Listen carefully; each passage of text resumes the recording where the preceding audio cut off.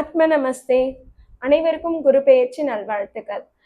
வாக்கிய பஞ்சாங்கத்தின்படி மே 26ஆம் தேதி குரு பெயர்ச்சி நடைபெறுது. அதனால ஆலங்குடி போன்ற குரு ஸ்தலத்துல அன்றைய தினம் சிறப்பு பூஜைகள், சிறப்பு யாகங்கள் நடைபெறும். அடுத்ததா திருக்கணித பஞ்சாங்கம் தான் நாம ஜோதிட முறையை நம்ம பயன்படுத்துறது.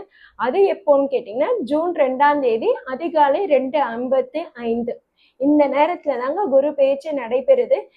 இது பாத்தீங்கன்னா பல்வேறு மாற்றங்கள்ல ஏற்படுத்தி போகுது. முக்கியமா குறிப்பிட்டு சொல்லணும்னா பொருளாதாரத்துல பேரும் வீழ்ச்சி ஏற்பட போகுதுன்னு தான் சொல்லணும்.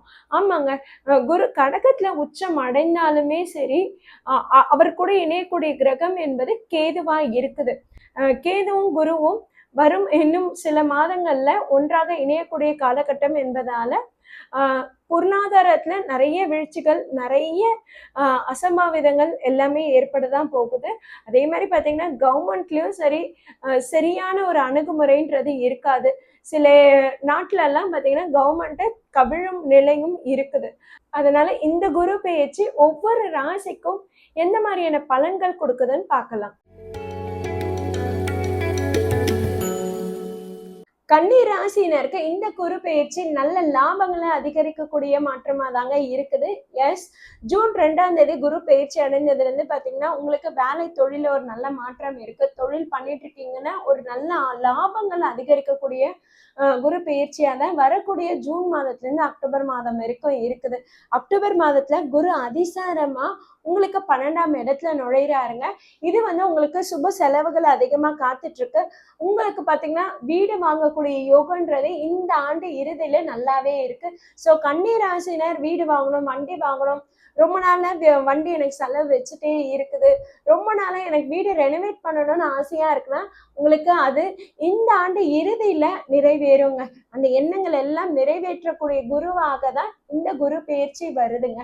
உங்களுக்கு 12ஆம் இடத்துல இருக்கக்கூடிய கேது டிசம்பர் மாதத்துல அவரு கடக ராசியில நுழைஞ்சிடறாருங்க. அது நம்ம ராகு கேது பெயர்ச்சி அப்ப பார்க்கலாம். ஆனா கன்னி ராசினருக்கு பாத்தீங்கன்னா இந்த குருவோட மாற்றம்ன்றது ரொம்பவே நல்லா இருக்கு. ஏன்னா உங்களுக்கு 3ஆம் இடத்துல விருச்சிக ராசியில குரு பார்வை விழுது. உங்களுக்கு 5ஆம் இடத்துல மகர ராசியில குரு பார்வை விழுது. அதே மாதிரி உங்களுக்கு 7ஆம் இடத்துல சனி உங்க ராசியை பார்வையிட்டு இருக்காரு பாத்தீங்களா, அந்த இடத்துல குரு பார்வை விழுது.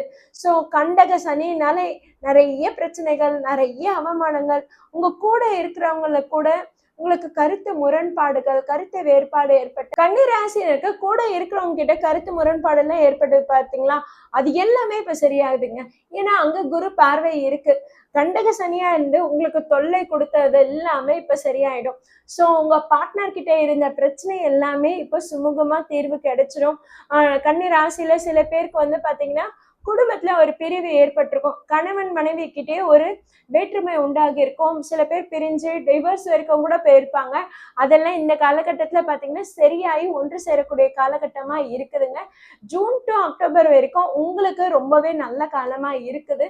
நீங்க என்ன முயற்சி எடுத்தாலும் சரி அது சக்சஸ் ஆகும்.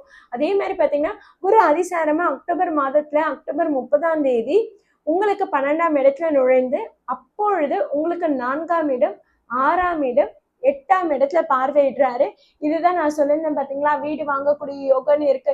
இந்த நேரத்துல உங்களுக்கு சுப கடன்கள் ஏற்படக்கூடிய காலகட்டமா இருக்குது. நிறைய பேர் இந்த நேரத்துல பிஎஃப் காசெல்லாம் எடுத்து நீங்க வேற ஒரு இதுக்கு இன்வெஸ்ட் பண்ணக்கூடிய காலகட்டமா இருக்கு. கன்னி ராசினருக்கு மொத்தமா வீடு வாங்குறீங்களோ இல்ல வண்டி வாங்குறீங்களோ அப்ப பிஎஃப் காஸ்ட்ல இருந்து எடுத்து போடுவோம்னு சொல்லிட்டு அந்த மாதிரி வேலை பண்ணிருப்பீங்க. இஎம்ஐ அப்ளை பண்ணிருப்பீங்க. சில பேர் பாத்தீங்கன்னா கவர்மெண்ட் எக்ஸாமுக்கு ட்ரை பண்றேன்னு சொல்லிட்டு காம்படிட்டிவ் எக்ஸாம் எல்லாம் அட்டன் பண்ணுவீங்க. அவங்களுக்கு எல்லாமே இந்த காலகட்டம் ரொம்பவே நல்லா இருக்குங்க. பிப்ரவரி 13 குரு வக்ர நிவர்த்தி அடைஞ்சிடுறாரு. இது உங்களுக்கு திரும்பவும் 11ஆம் இடத்துல லாபஸ்தானத்துல அப்ப கேதுவோட குரு நுழையிறாருங்க. இந்த காலகட்டம் உங்களுக்கு சுய ஜாதகத்துல ராகு கேது அமைப்புன்றது ரொம்பவே பாசிட்டிவா இருக்குது. ஒரு நல்ல நிலையில இருக்குன்னா திடீர் அதிர்ஷ்டங்களும் திடீர் லாபங்களையும் அதிகமா ஏற்படுத்தக்கூடிய காலகட்டமா இருக்குது. இந்த அதிர்ஷ்டமும் இந்த லாபமும் உங்களுக்கு இருக்கான்றது நீங்க செக் பண்ண உங்க சுய ஜாதகத்தை ஜோதிடர்கிட்ட கேட்டு நீங்க கண்டுபிடிச்சுக்கோங்க. ஸோ கன்னி ராசினருக்கு பாத்தீங்கன்னா இந்த குரு பெயர்ச்சின்றது நல்ல மாற்றங்கள் அதிகமா ஏற்படுதுங்க. லவ் பண்றவங்களுக்குலாம் எஸ், இந்த காலகட்டத்துல உங்களுக்கு ரொம்பவே நல்லா இருக்கு. நிறைய பேருக்கு பாத்தீங்கன்னா புதுசா லவ் செட் ஆகக்கூடிய காலகட்டமா இருக்குது. வரக்கூடிய காலகட்டத்துல கன்னி ராசினருக்கு நிறைய நல்ல அலைன்ஸ் வருங்க. அதனால டக்குன்னு மேரேஜ் டக்குன்னு முடிஞ்சிடும் கன்னி ராசினருக்கு. அதே மாதிரி 2வது குழந்தைக்காக காத்துட்டு இருக்கவங்களுக்கும் பாத்தீங்கன்னா இந்த காலகட்டத்துல கண்டிப்பா உங்களுக்கு 2வது குழந்தை அமையக்கூடிய யோகமும் இருக்குது. குடும்பத்துல ரொம்ப நல்லா இருக்குது. வேலை தொழில்ல பாத்தீங்கன்னா உங்களுக்கு மாற்றம் ஏற்பட போகுது. குரு 10ஆம் இடத்துல இருக்கிறாரு, சனி 7ஆம் இடத்துல இருக்கிறாருன்னும் போது உங்களுக்கு வேலை செய்யற இடத்துல, தொழில் பண்ற இடத்துல பாத்தீங்கன்னா ஒரு அசௌகரியம் ஏற்பட்டிருக்கும். தேவையில்லாத மிஸ் அண்டர்ஸ்டாண்டிங்ஸ் வந்திருக்கும். அது எல்லாமே பாத்தீங்கன்னா பிப்ரவரி 13 குரு வக்ர நிவர்த்தி ஆனப்புறம் பாத்தீங்கன்னா நிறைய மாற்றங்கள் வரக்கூடிய காலகட்டமா இருக்குதுங்க. இந்த நேரத்துல நீங்க ஹயக்ரீவர் வழிபாடு பண்றதும், பெருமாள் வழிபாடு பண்றதும் உங்களுக்கு இன்னும் நல்ல பலன்களை ஏற்படுத்தி கொடுக்கும்.